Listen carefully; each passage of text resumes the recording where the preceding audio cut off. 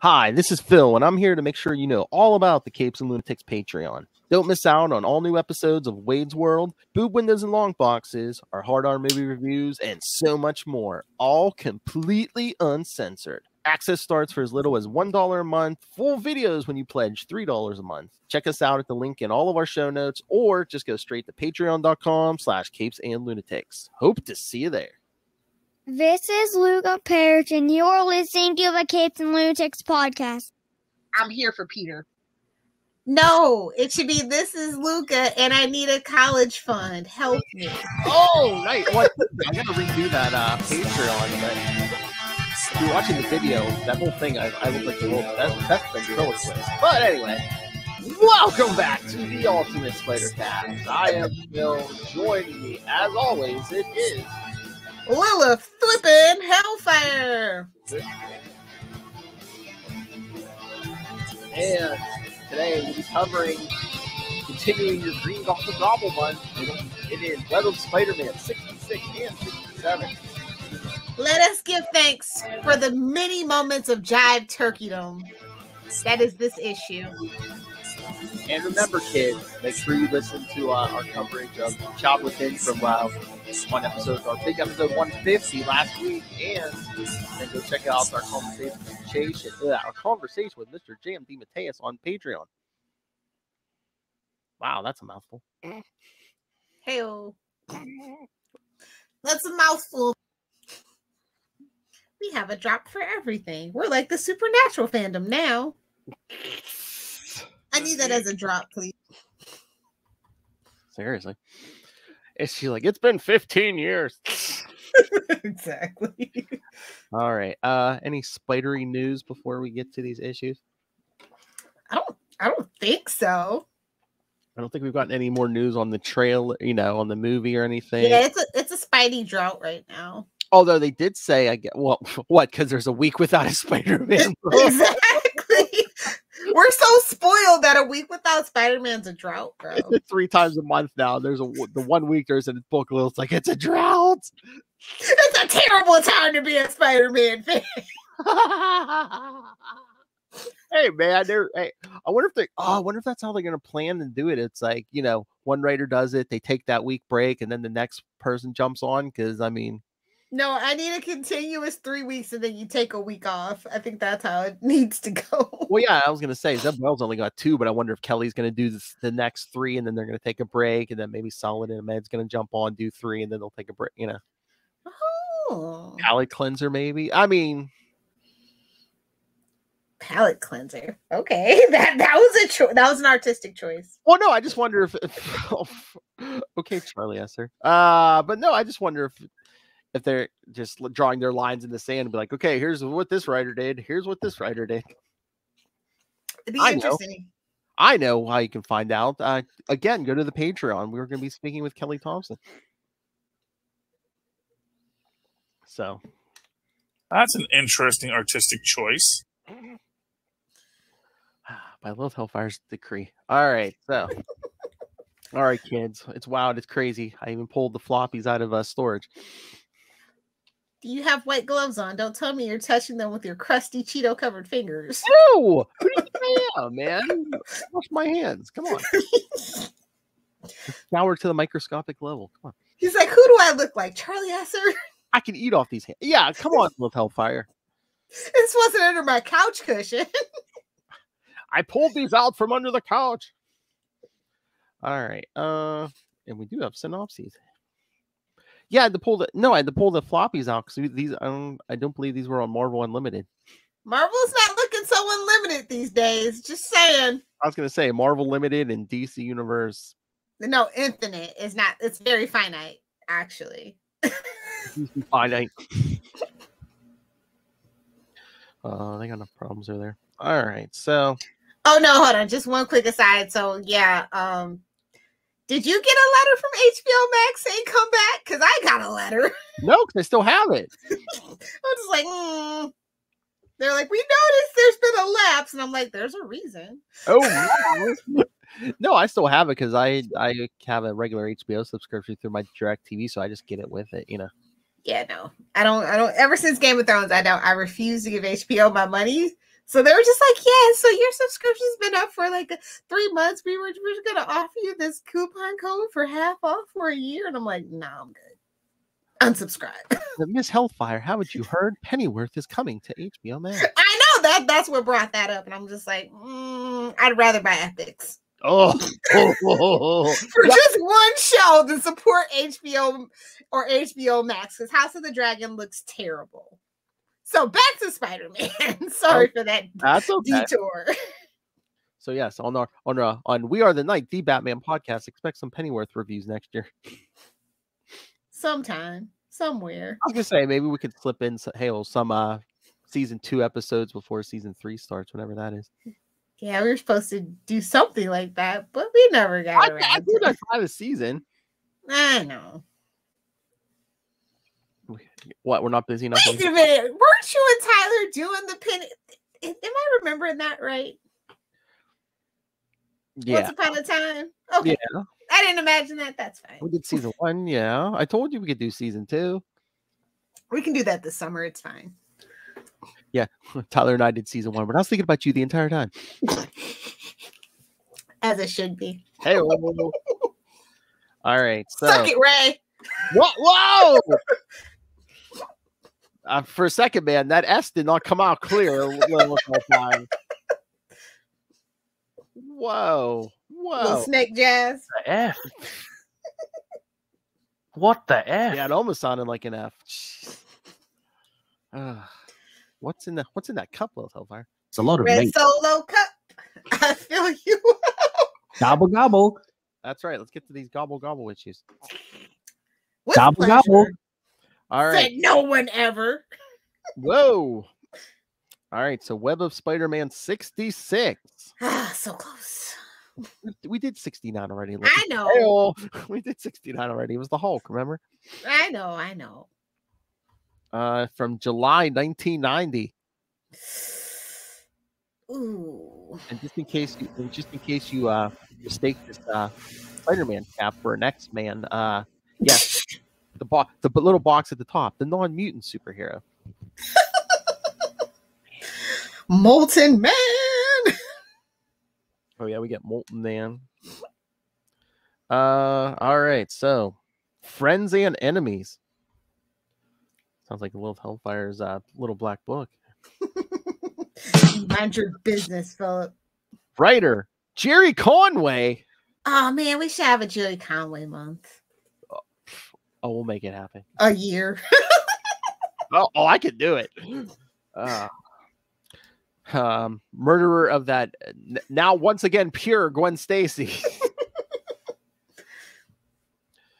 went through a grave of virgin, I tell you. Penciler Alex Saviok.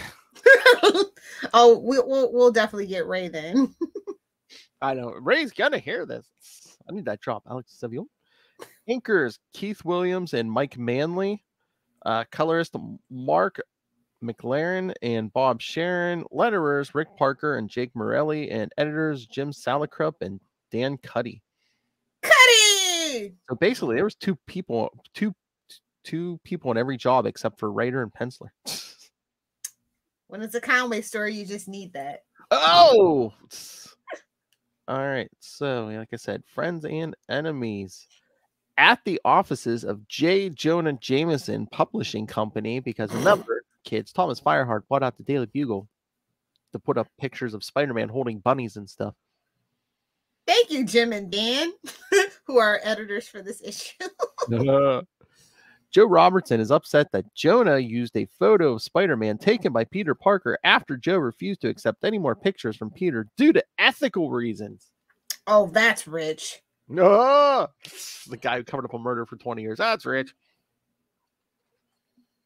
I was waiting for Peter to say, yeah, I am Spider-Man. How ethical was that? It's not as ethical as Superman writing about himself. Well, at least I was taking pictures of myself. Talk about truth, justice, in the American way. Oh, wait, it's a better tomorrow. We'll get there. We'll get there on Capes. Oh,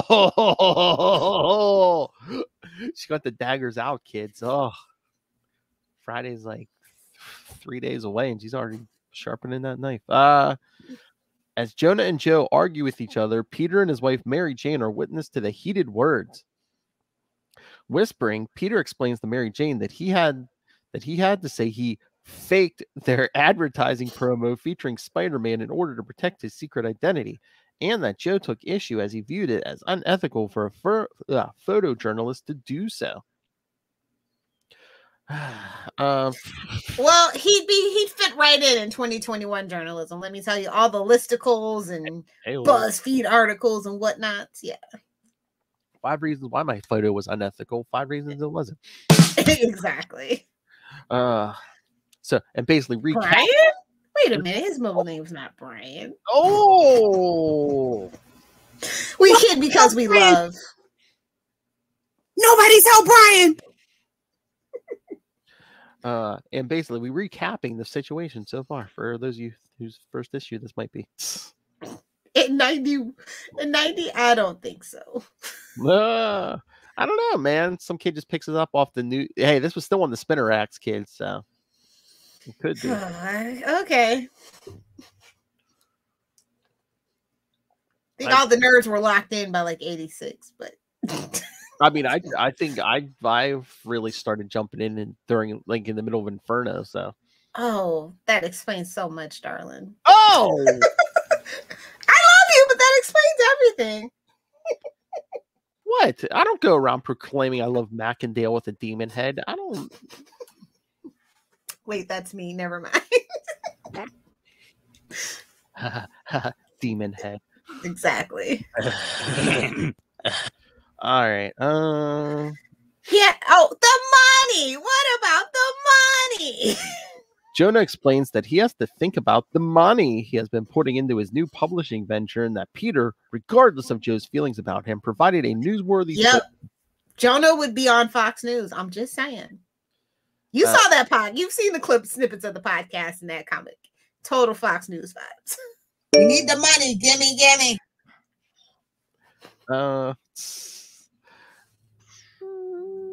Unwilling to listen to any more, Joe storms out of the office. Peter tells Mary Jane that he needs to try and talk to him and follows Robertson into the elevator. Here come Betty with her skanky behind. Oh, just leaves Mary Jane, just leaves Mary Jane. Mary Jane is then approached by Betty Brandt, who has just started working as Jonah's secretary again. MJ can't believe how good Betty looks considering everything she has endured in recent times. Exactly. Oh, that cult did you good. Scroll way down. Oh, that was January, wasn't it? It was. Our flash. Flash in the Panuary, yeah. Boy, kids.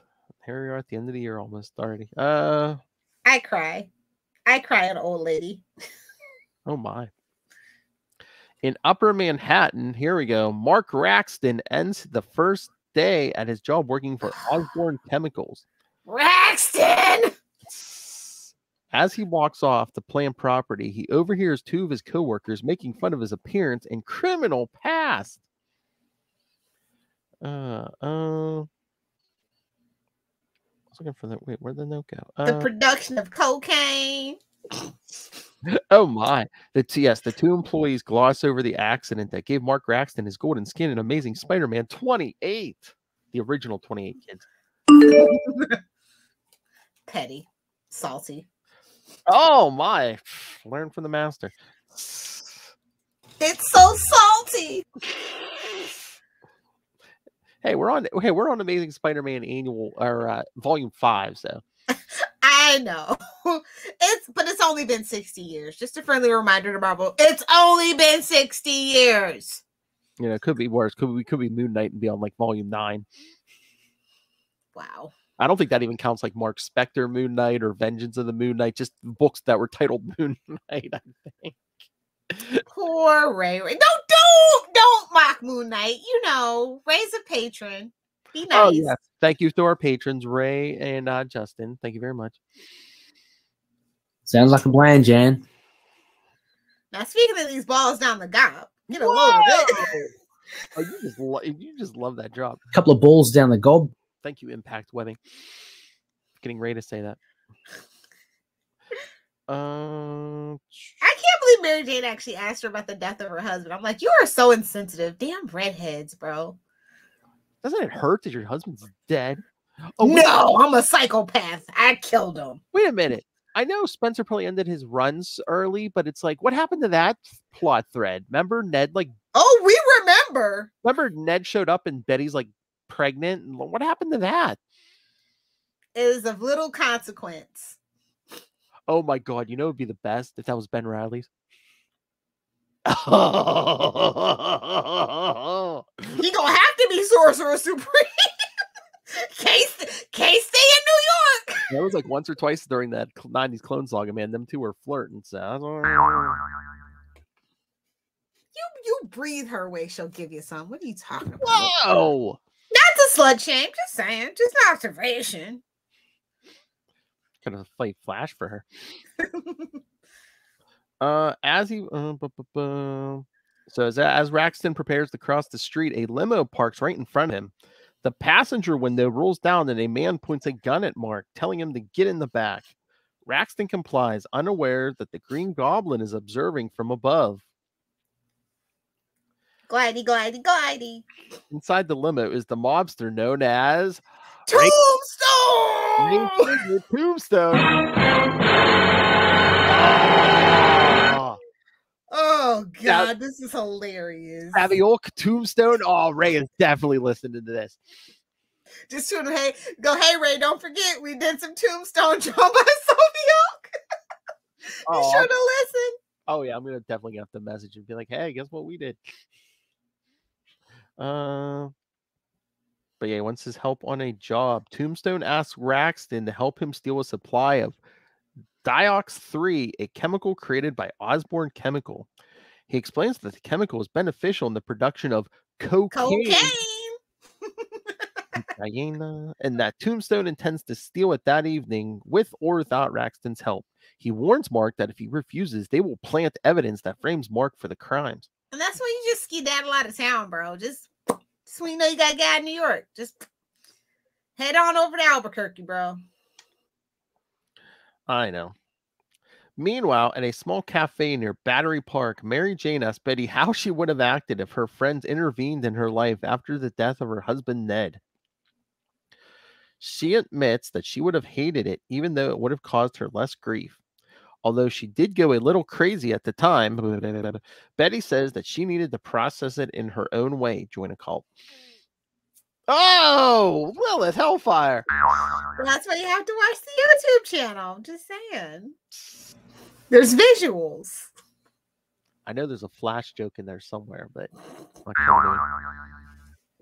like she was struck by lightning. Oh. Wait a minute, not that Flash. Oh my God, it's like she was struck by lightning, like a flash. It's ting ting ting-a-lid, ting ting ting-a-lid. They make pills for that now, though, so don't worry. Heyo. When Betty asks who she is asking, when Betty asks who she's asking about, Mary Jane tells her that she can't say, and she hasn't told her husband Peter either, but now she is sure she will.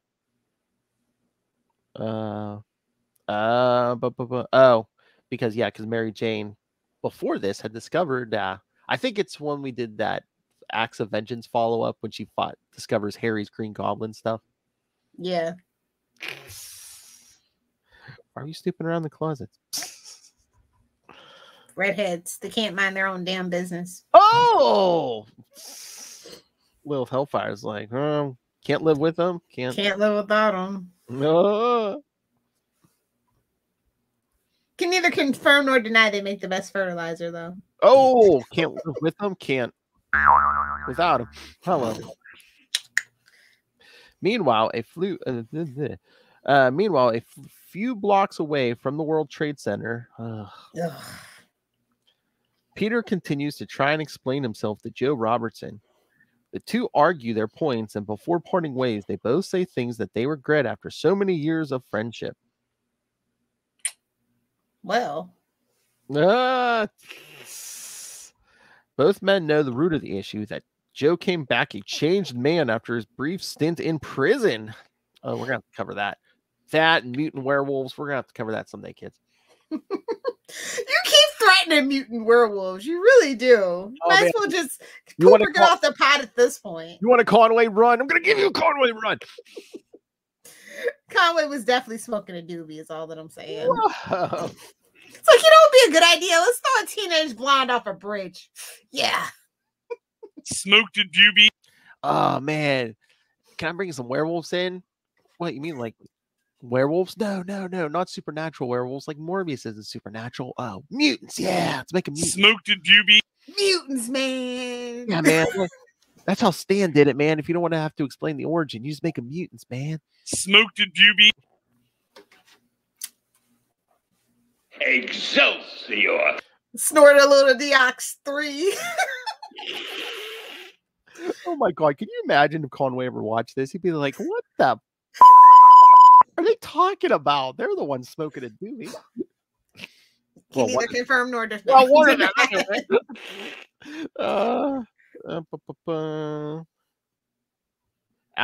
As Peter changes into Spider-Man and swings away, he thinks Joe's judgment isn't fair.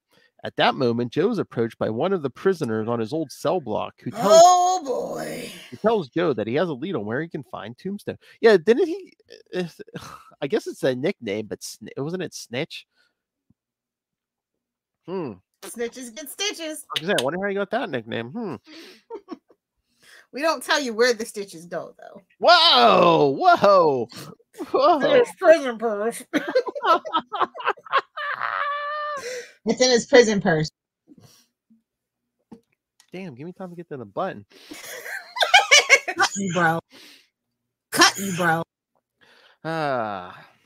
Flipping his way home. I'm not gonna tell you where the stitches were.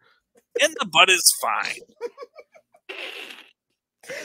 There's no one to stop us. They know. The door's open. The barn door's open. We can just run. As Spider-Man swings for home, his spider sense goes off, warning him of danger. On the roof, he spots Mark Raxton lurking around on a nearby rooftop. He's like, "You're not Batman. What are you doing on this rooftop?" So he's shining from a mile away. Finding this suspicious, Spider-Man confronts Raxton. Mark explains that he is clean. See, I just polished myself. And tells the wall crawler about Tombstone's plan to rob Osborn Chemical, the Diox 3, and asks for the hero's assistance in stopping him.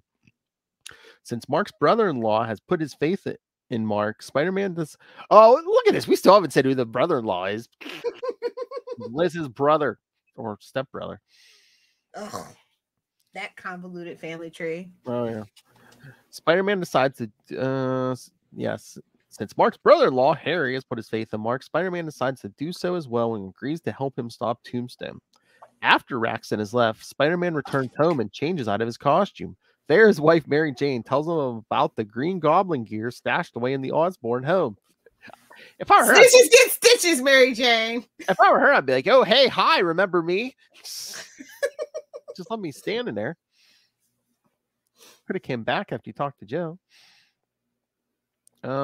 Peter wishes she would have told him sooner and insists that there is only one thing they can do. They go downstairs and tell Harry's wife Liz about the discovery. No, just mind your business. Liz finds this hard to believe as she was told that Harry destroyed the costume after he used it last. You believe that old line? That old goblin line? Yeah, he destroyed all his goblin porn. Come on. And yes, it was in the aforementioned Inferno, Amazing Spider-Man 312, kids.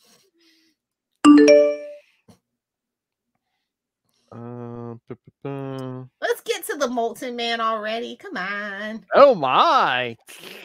Little's like, gimme. However, when Mary Jane shows them the hiding place, there's nothing there. Duh, because he ain't that stupid. He might be stupid, but he ain't that stupid. He's wearing it at the time, duh. However, when as Liz demands an apology, Peter's spider sense goes off, warning him of... Like, not so fast, Blondie. Damn, how do I say spider sense? My gut intuition. What? It's his gut intuition. It's my nerd's intuition. Yes, warning him of some unseen danger, unaware that the Green Goblin is currently hovering outside the window. Glidey, glidey, glidey. All right, here we go, Lilith. Later that night, I would say keep your pants on if you were wearing any. Like I tell my boss, you can't prove it. Whoa! Who are you, Charlie Esler? The tyranny of pants must be destroyed in order for our society to be free. You can be serious about your pants on. Jeez. Something between your legs like that? You were still breathing, so I assumed you were okay. You can be serious without your pants on. I don't know about that. Words to live by. Oh, please, I hear you get brutally on serious when you're in the room. Later that night. Well, my pants are still on, you see. Later that night, anyway. Later that night, the Molten Man is there to open the gates when Tombstone and his men come to steal the Diox 3.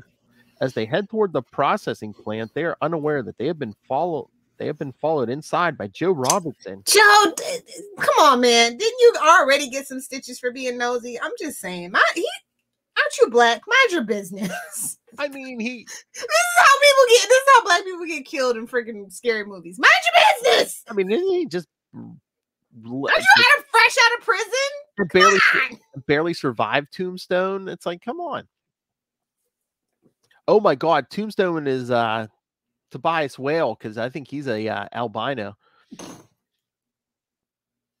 Tobias is Tobias. He's in a league of his own. So wait, the Molten Man leads them into the Diox 3 facility where they discover that Spider-Man has been waiting for them. Spider-Man. Although Tombstone and his men have been set up, they have been prepared for such a contingency. Opening the back of his van, Tombstone reveals that he has a what? His perilous van. Oh yes. Should have got a battle van, homie. Oh, he's evil. Opening the back of his van, Tombstone reveals that he is a gang of men with high-tech armor and weapons ready to deal with superpowered threats. Okay. What do you think is going to show up? Moon Knight? Get your face ripped off, homie. Oh. Not or is that one of those things we're not supposed to talk about? Okay. Well, this is still kind of early. That wasn't until like 2006. Because everything was dark and gritty in 2006. We're in the Mark Spector Moon Knight era. He's like making all his weapons out of adamantium at this point. It's a good gig if you can get it. I know. As Spider-Man and the Molten Man fight off Tombstone's goons, the mobster goes looking for the Diox 3, unaware that Joe Robertson is secretly following him in order to end their feud once and for all. You mean shoot him, kill him, rip his head off, and burn him in the incinerator? That's the only way that beef's gonna be over, sir. Oh, you mean that shifty guy from prison set you up? No. Suddenly, Spider-Man. Hi, dear. That's right. Daniel says hi, Lilith. Hello. All right, children. The wife is home.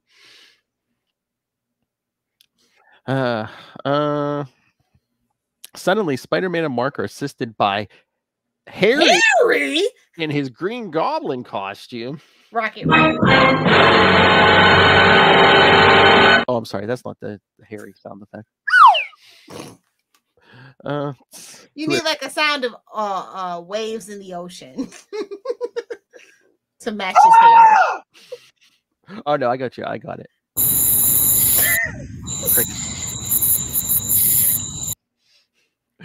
The heroic Harry Osborn. All his fans may speak up now. Crickets. I don't think even Charlie would defend him. Poor Harry. I know.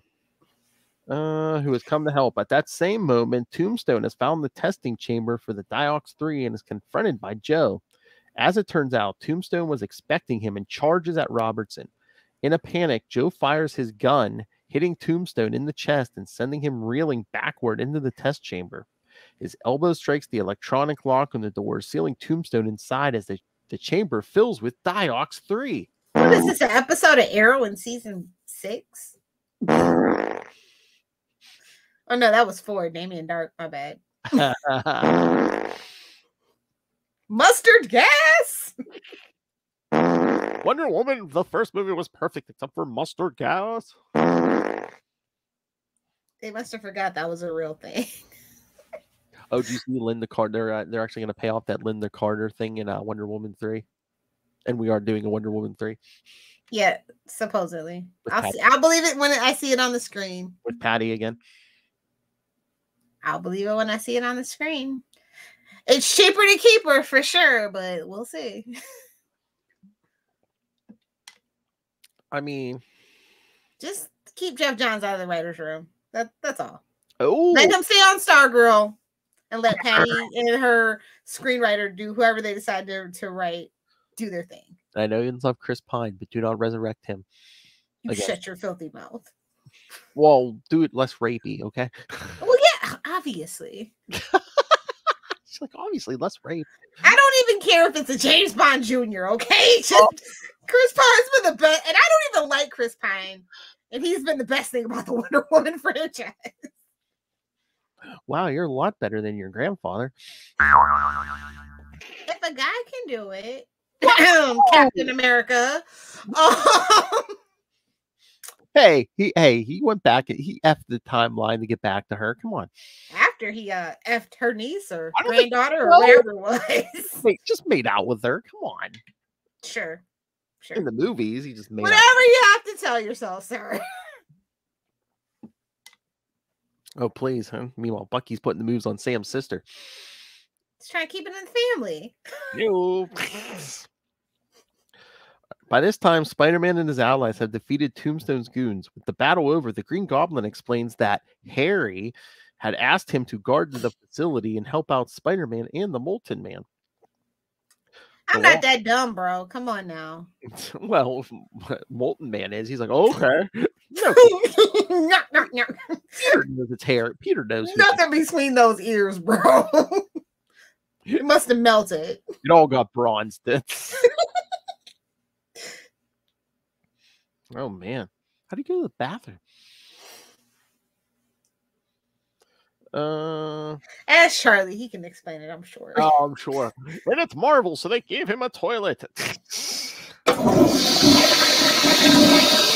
Peter's just like, God, I hope he's not having another breakdown. I cannot deal with another Harry breakdown. Oh my God! I hope he just gets amnesia and goes to Switzerland. Maybe that's what he was worried about when he's like, "Oh, Harry asked me to guard the facility." Is Peter like, "Oh crap"? Yeah, you can see the tension. Like, no, is he like? Does he really think? Does he really think him and Harry are two separate people? Oh boy! Oh boy!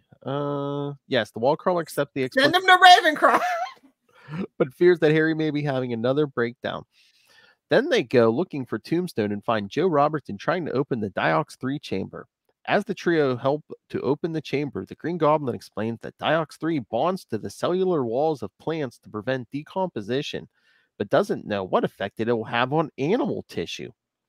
When they finally get the chamber open, they discover the rear wall has been blown open from the inside and there's no sign of Tombstone. That's a hell of a upset stomach.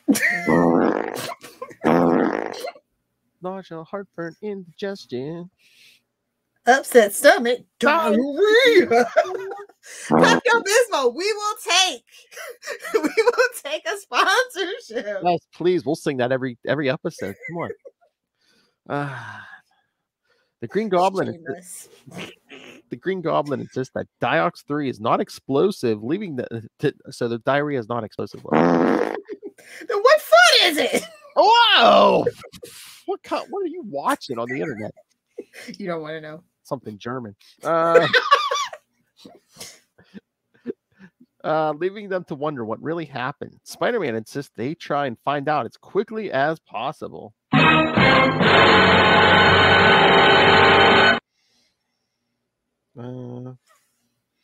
But yeah, all right, I'm looking through the notes. Yeah, the whole, the faked picture was taken by Nick Katzenberg. Cyborg, of course. Web of Spider-Man 63. I believe I have that on the schedule for February. Okay. Or should I say February? Okay. Interesting. I'm sure you'll tell me more once we're off the air. Oh, the Mister will tell you what February is all about. Mr. Fear. Okay. And yes, Betty had her mental breakdown following the death of her husband Ned Leeds and Spider-Man. Of course. Everyone had a nervous breakdown after Spider-Man vs. Wolverine #1. Seriously. Everyone talks about Tombstone breaking out of prison. That was in Spectacular Spider-Man 157. Scroll way down. That was that Electroverse Shocker issue. Yep. And yeah, Mary Jane discovered the Green Goblin equipment last issue.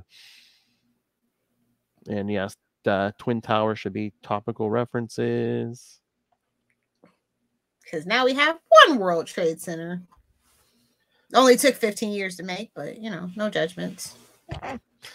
And yes, it was revealed in Spectacular Spider-Man 139 about how Joe failed to report the murder committed by Tombstone. He went on trial in a Spectacular Spider-Man 150 and was ultimately pardoned in Spectacular Spider-Man 161. A presidential pardon. Yeah. I don't know how to say plot device, but yeah.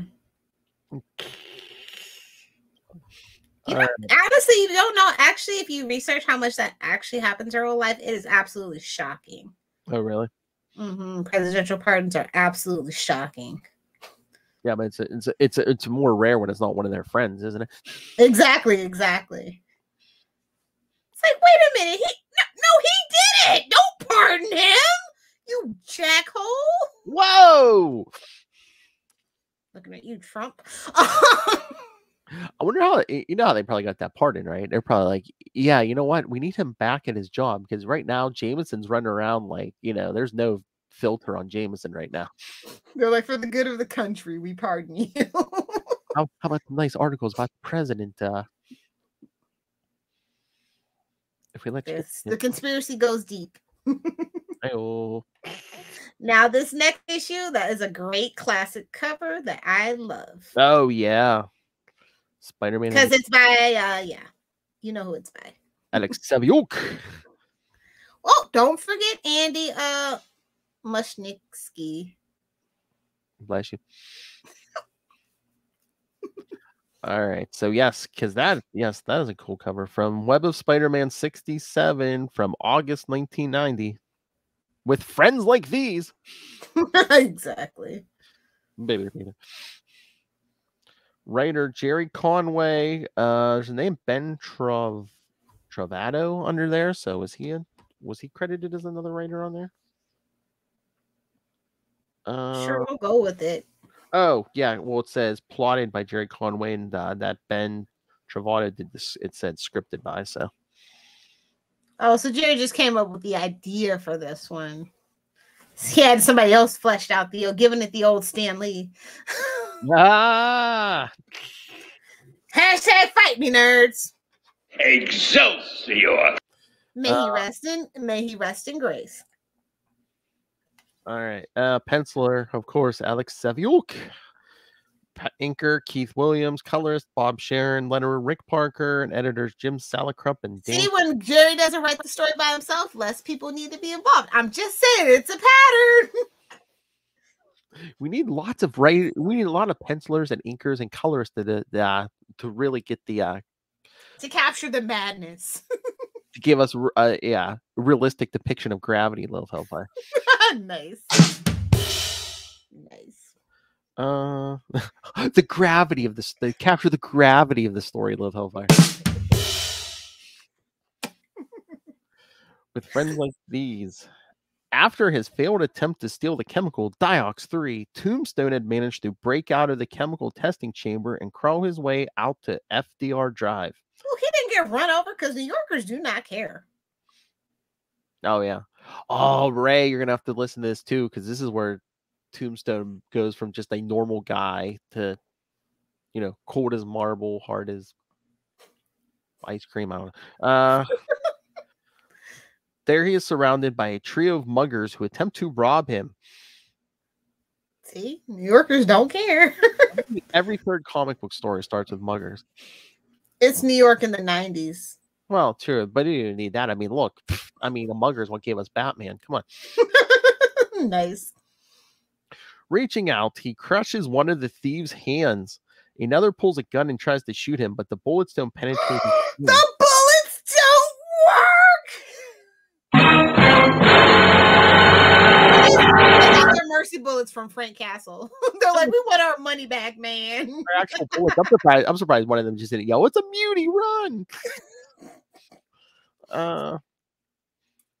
As Tombstone rises from the ground looking for a fight, the other two thugs frightfully panic and run away. While not far away, Spider-Man confronts the Green Goblin about his sudden return. The Goblin tells the wall crawler to leave him alone, but then agrees to land his glider so they can talk. Landed right in his chest. Hell. Whoa! Finish him! Removing his mask, Harry Osborn explains that after he defended his family from the Hobgoblin recently, he found his costume identity exciting and decided to renew the career of the Green Goblin as a force for good. Exciting. I never felt so alive when I have the pumpkin bombs and the glider. Whoa. I mean, honestly, Peter can relate. Are we not going to talk about that? I know, but he was like, he's like, oh, I beat the Hobgoblin. Peter should. I mean, yeah, great job. Anybody, a second grader could do that. But okay. Peter should have been like, come on, it's Mackendale. Come on, Aunt exactly. They could have taken him down. Come on. Gwen Stacy's corpse could have taken him down. Peter literally fought him drunk. Scroll down. My kind of hero. Hey-o! He's like, it's dangerous to go alone. You have a wife and child. Spider-Man points out, yes, that costume heroics are dangerous, reminding Harry. He's such a kettle calling the pot black, bro. Sometimes I really hate Pete. I really do. Harry puts his mask back on and tells Spider-Man that he finds such reasoning strange coming from him and tells the web-slinger to mind his own business. Yeah. When you're agreeing with Harry Osborn, you know the writers have done something terrible. Broken clock's right twice a day, though, so you know. As the Green Goblin, I think it was just his way of saying shut up. As the Green Goblin leaves the scene, Spider-Man is worried that Harry may be remembering his repressed memories of his true identity. Remember 2 weeks ago, kids? He's got the bad case of the Osborn amnesia. It's fine, Pete. It's fine. Meanwhile, somewhere in Europe, Norman going, Peter? Face palm. He's just like, the Picard meme. Oh yeah. Norman's just having other concerns to deal with. Spider-Man returns to Osborn Chemicals, where he convinces the authorities that the Molten Man assisted in stopping the robbery. He then finds Joe Robertson and Detective Frank Farrow to search the Diox 3 chamber in order to determine what happened to Tombstone. That's when Harry Osborn arrives on the scene and explains to them Diox 3 prevents the decomposition of plants. Thank you for the recap. I know. Again, if it's somebody's first issue, but I love how Harry's like, I was nearby. They called me on my car phone. You mean that huge, ginormous cancer-causing brick? Sure. I mean, as opposed to our small, little, tiny, 6-inch cancer-causing brick. I said brick with a B. Say Lil said small as 6. I mean, if you have an iPhones are, they used to be big and now they're getting smaller. Less for more money. Miracle of Apple. Did you like them, girthy? Who doesn't? Get a good grip on them, Doesn't slip out of your hands. Wait a minute. This isn't a Friday or Saturday night on Capes After Dark. What's going on here? Gimme. We can't record Tuesday nights, Philip. This is bad. Gimme. Gimme. Not in the face. Anyway, hey, this is your idea. Organic web fluid, indeed. Whoa, whip. Later, speaking of whip, Peter Parker returns home to the apartment he shares with his wife, Mary Jane. His hot redhead, yet he's always out all times of the night, flipping around town. Go figure. He tells her his concerns about Harry's memories returning. Peter decides to go and talk to Harry, but when he goes knocking on his door, he discovers that the Osborns aren't on home. He decides to break in and look around. Some friend. He's worried about his identity. The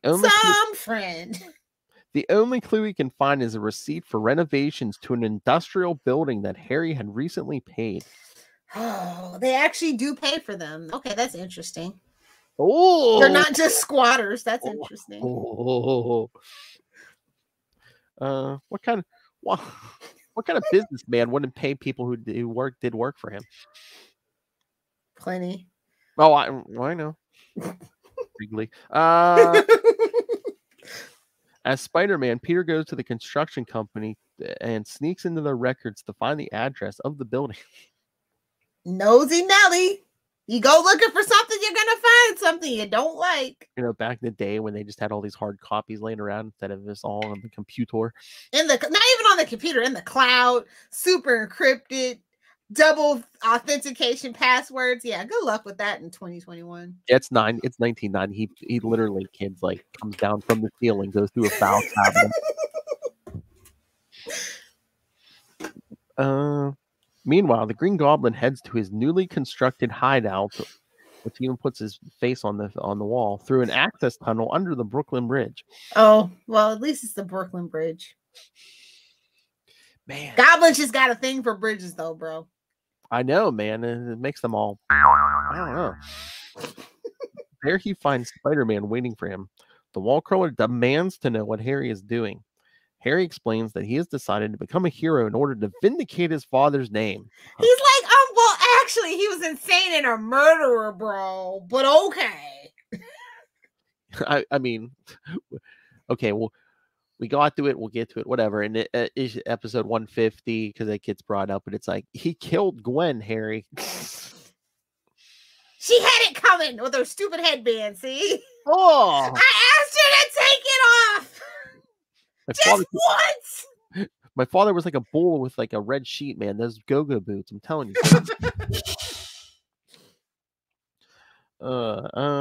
Spider-Man BS points out that Norman Osborn was insane and a murderer. Spider-Man well, you would know, Jerry, huh? Spider-Man attacks Harry. Snap. Oh snap. Spider-Man attacks Harry in the hopes of teaching him that he is ill-prepared to take up a costume identity. However, don't get a rude awakening now, Pete. Arrogance is not a good look on you. Harry refuses to listen to reason and begins to give in to delusions that his father was a good man who cared for him. The battle. Oh, honey. Somebody give this boy a hug and a cookie. Did we ever get the story on his mother? She's useless like every other female in Marvel except for Sue Storm. She's and like Jean Grey. She's like the mother in like a Disney thing. Oh yeah, she's dead. I think we might have gotten a name, and then it's like, yeah, you know. It's lost to the annals of time, Philip, okay? She gave birth and died, you know. What a woman's supposed to do. Whoa. I mean, if you read these Marvel comics. Hashtag never forgive, never forget. Sue Storm was the secretary of the superhero team. No. Was it Janet or was it her? I forget. Either way. Terrible. Probably both. Wasn't Wonder Woman the secretary at one point? No, never. Okay.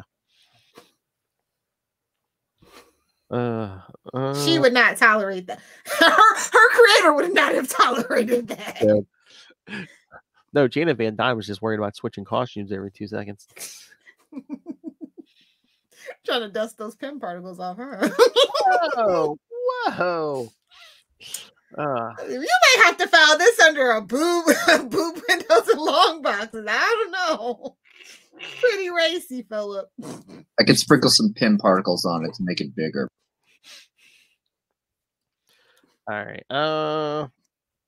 The battle takes them both outside near a docked ship. Realizing that he is not getting through to Harry, the wall crawler decides to stop pulling his punches. After quickly, Yeah, what a great friend. I know. He's on a power trip right now, and I don't like this side of Peter. He rams him into the side of a ship. After quickly defeating Harry, he drags him back to his hideout where he unmasks Harry and forces him to see facts. Harry is defiant, telling Spider-Man that he doesn't need his help. However, the web-slinger shows Harry a picture of his wife and son, reminding him that he has other, more important responsibilities. Harry finally sees... Kettle, pot, hello? I know.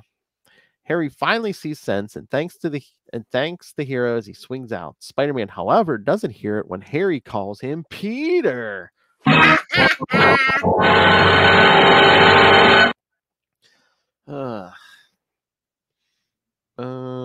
That evening. Peter. Oh, why Peter? We're gonna have to get to 68 someday too, because that evening someone attacks the Long Island mansion owned by Hammerhead. Hey man, I guess that's payback for Tombstone. Yeah, yeah. This the mobster is interrupted during a screening of his favorite mobster movie. The guards are horrified. That would probably be Scarface, right? Or does he like those old does he like 30s or 40s movies or something? Oh, then that's like the Untouchables, stuff like that. Yeah. The original Untouchables. I think he likes that stuff like that. Yeah. The guards. Scarface had a grip on men from like 1990 to like 2010. You could not walk into a single guy's apartment without a damn picture of Scarface during that time. It was ridiculous. God, I'm glad we're over that. I know. I was friends with some of them. I know. Say hello to my little friend. I wouldn't be bragging about that. Oh, hey,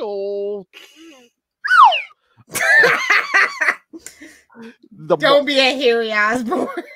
The guards are horrified when their bullets have no effect on the intruder. The intruder turns out to be Tombstone, whose body has become indestructible, and he has come back to inform Hammerhead that things are going to be run his own way from now on. Things are going to be different around here, see? I am the captain now. I am the captain now. All right, Lilith, what did you think of this installment of our Green Gobble? It's definitely the most exciting one, I would think. But I didn't like that it really wasn't that big of a focus on Harry. There's too much other stuff going around. Like, I just feel so bad. Like, I do feel bad for Harry sometimes. And the other times I hate his guts. But this is one of the times where Pete's just so arrogant and just, it's just annoying. Well, I mean, it's okay to take a lighter take because after our big 150th episode, Child Within, and then I believe next week is Spectacular 189. So, yeah. What about you? Again, I mean, nostalgia. This is like this is also something about Web. Oh, I'm sorry to cut you off, but like the Web of Spider-Man is like it's always got like a different tinge than the rest of the books too. So that's why this also threw me for a loop that it was in here. And at this point, it was like, especially like we were talking about mutant werewolves and like this era, it's like Conway's writing like Spectacular and Web at the same time, so he can kind of like throw stories back and forth too. So yeah, it's kind of interesting because he kind of had, well, there was 3 monthly books, but 2 of them were basically, every 2 weeks get us the Conway story. One way or another, you're getting a Conway. Had Amazing, and then Conway was doing 2, and then Todd McFarlane jumped on. Oh, we were so spoiled. We didn't know what we had, man. I know. It's just like my Facebook post. You never know when something's going to be your last. I know. You could just like go down to like a grocery store, or remember when we had newsstands, kids? Or the 7-Eleven, like anything. I know. You could there's like you couldn't escape comic books if you tried. I know. There was like 20 different places you could go to get comics. You know what really breaks my heart? The grocery stores don't sell Archie digest anymore. I don't know when that stopped. I don't know when I stopped looking for them, but I can't remember the last time at least 5 years. Wasn't that like the last like comics thing they actually sold was like Archie? It was. They don't really even sell magazines unless it's like Time or Good Housekeeping anymore. Remember like the huge magazine racks? And yeah, I mean, if I go down to the local grocery store, yeah, you'll see those, maybe some Guns and Ammo or something. Or very telling, Philip, where you live. Very telling. I live in Florida. You got to go like to Jacksonville to see stuff like that. Oh, okay. Got to go up in that panhandle. That or like, you know, car magazines or. Yeah, I mean, I guess print is a dying media, seriously, and it has been for quite a while. But like, I just started thinking about that. Like, man, when's the last time I saw? Because my comic book guy had like a whole stack of them, so naturally I bought them all. And I was like, I can't remember the last time I saw one in the grocery store. Well, you figure too, a lot of people, it's like, you know, unless you're a hardcore fan, if you want to read a comic book or a magazine, they're probably just going online and doing it. Ew, I can't read a magazine online. I like that. You don't get the perfume samples that way. Come on, Philip.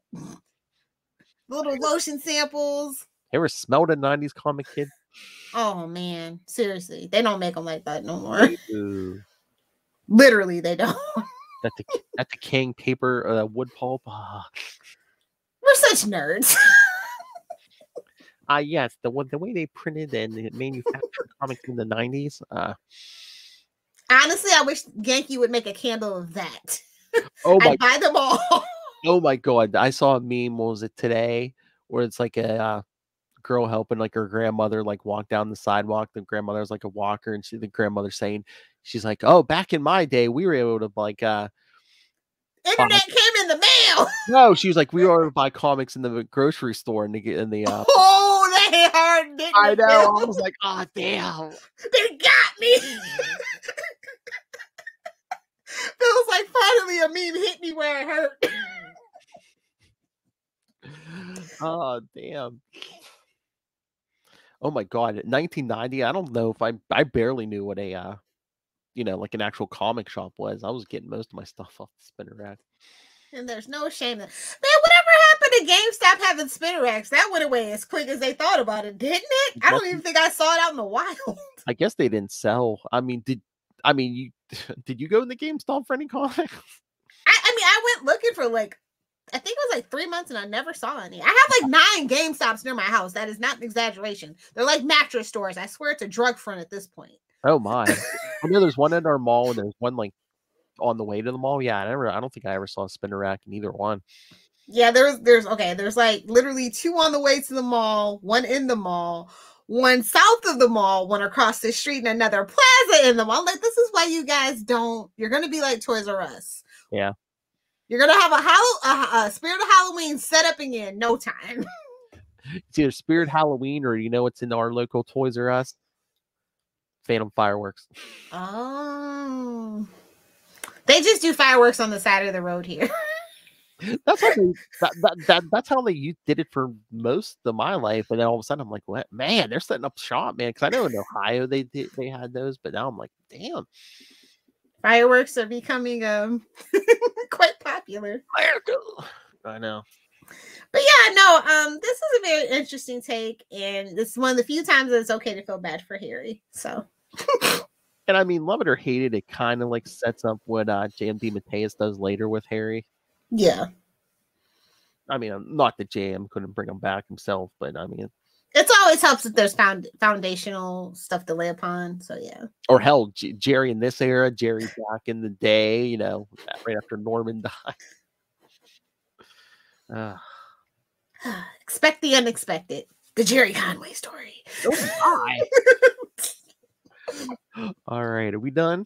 Yeah, definitely. All right, kids. So yes, remember, if you should have listened to Ultimate Spider-Cast episode 150 if you're listening to this on the podcast. So please go to the Patreon. I'll tell you how to get there and check out our talk with Mr. JMD Mateus about that. And while you're there, check out our DG Chichester chat where we talk to him about Daredevil 304. And also you'll be able to check out the Kelly Thompson interview where we talk about the current goings on in Spider-Man. So come on, kids. What more can we give you? You want to talk? Pull yourself up and slip into it. I was gonna say we're giving you interviews. Do you want a topless Charlie Esser? Because don't subscribe. That's how you get a topless Charlie Esser. All right. So, but next time, episode 152, we'll be covering the aforementioned Spectacular Spider-Man 189. That number means nothing around here. With the holographic cover. So random. The 90s. Everyone that month was like Now, those are events I could get behind, honestly. I miss the holographic. I give it crap, but like I prefer one holographic cover over like 10 variants where one is like a 1 in 1,000 incentive cover that only like 5 comic book shops in the whole country have. All right. So here's a question for you. Put you on the spot. Would you rather have holograms and foil covers and all that neat stuff, or variants? Hologram covers. Foil. I'm so overdone on the variants because a lot of these variants are getting so exclusive. It's annoying. Oh, you know, it's just, I don't know. It doesn't feel like the heart of comic books anymore. Or it's like my guy. It's like, some of those covers. It's like you have the stores to buy like 50 or 100. Yeah, and then they're like $100. I know, but then the guy's like, I'm like, I know sometimes that my guy, he'll call the guy down the street, and if there's enough interest, they'll split like an order between them or something to get like a variant or two. So yeah, like that last Spider-Man one, I wanted the one with the shoes, but it was one of those, the shoes with the Miles Morales. Yeah. Yeah, that was an incentive cover, and so I've been calling around. It's very annoying. I know. I was like, all right, I'm just gonna download it and make it into a poster. It's fine. Oh my God. I'm still like, I'm nowhere near done. I'm still entering my comics in that app, and it like shows you like all the variant covers for ones that have like variant. Oh my God, some of them, man. It's like, okay, 3A, 3B, 3C. Back in like 2015, do you remember when Marvel was doing all those hip hop covers and all that crap? Oh yeah. Jeez. I think there was like a Spider Island variant. It's just like scroll. I'm like, damn. All right. It's why I stopped being a completionist, to be quite honest. Oh yeah, me too. It broke me. Between that and Convergence, it broke me. I tried to get as many series as I could. You can't do that. You can't collect the entire Marvel or DC line these days. Even Bezos would go broke. All right, so yes, next time, Spectacular Spider-Man 189, and then again, that'll bring us to the end of the month. Scarlet Pimp's right again. The Pimps in on the loose. Ben, with the Sausage Man. With the very first time Ben Reilly became Spider-Man from Sensation. Y'all haven't done that yet? No, What have you been doing this whole time? We did all the stuff leading up to it. Scarlet Spider. Ray wants to do every Ben Reilly appearance. Oh, okay. Fair enough. So Sensational Spider-Man 0, Amazing 407, Web of Scarlet Spider 3 and 4, and I'd probably throw in the New Warriors issue in there also. So, you had me till you said New Warriors. And then that brings us to December, Lilith Hellfire. Flippies, get your votes in. I know in December, you and I are only doing one episode of like old issues. Yeah, the first week, Amazing Spider-Man 165 and 166. Then we got the movie. No, the week 2, another Scarlet Spider Sausage Fest 2 weeks after the last one. Oh yeah, that's you right. You guys getting hit by Ray. Hit you in the face with that, Ray. And then, but yes, week 3 will be our Spider-Man No Way Home review, which I'm sure we'll have others with us, at least Charlie Esser, but I'm sure there's probably others who will want to join us.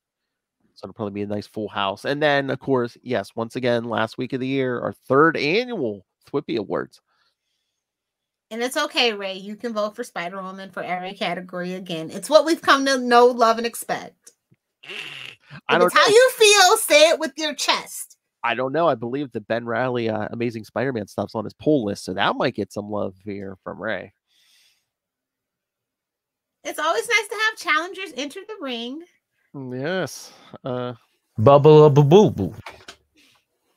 All right, kids. So, yes. All right. So, email us all of that. That's the rest of the year. So please send your thoughts on everything. Email us capesandlunatics@gmail.com or call the voicemail 614-382-2737. That's 614-38-CAPES. And remember, you can follow Ultimate Spidercast on Facebook, on Twitter. Please come join us on the Web of Spider-Man Facebook fan group. Let me double check, but I'm pretty sure we're now at 2.4K members. Nice. Suck it, Moon Knight. Oh, it's gonna explode as soon as that TV show goes on the air, bro. Oh, I know. The original Moon Knight podcast. Hey, we have a Batman group too. I'm waiting for that Batman to take off after that trailer hit this past weekend. The Batman. You're gonna have to wait for the actual movie to hit. I have to change the name to Agents of the Batman.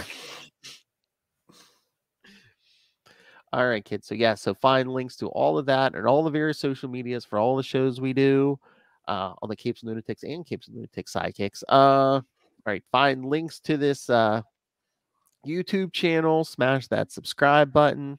Smash it. See Lilith Hellfire. Do visual aids that tell you what Betty Brandt is good at. Wow.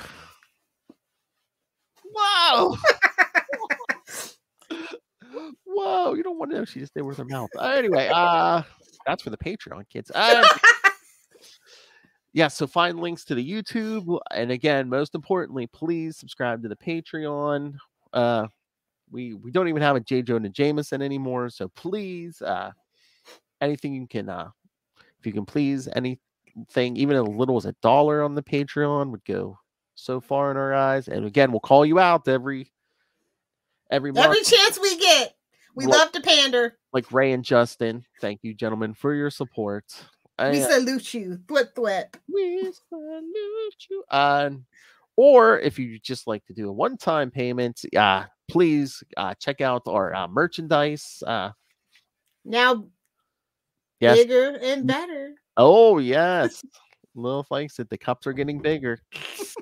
Hey-oh. That taste is still in my mouth. Yes, shirts, cups, phone cases, and more coming. So yes, find links to all of that all in one convenient place. That's Linktree, linktr.ee/capes and lunatics. All right, Lilith Hellfire, where can people talk to you about all things Spider-Man and Betty Brandt?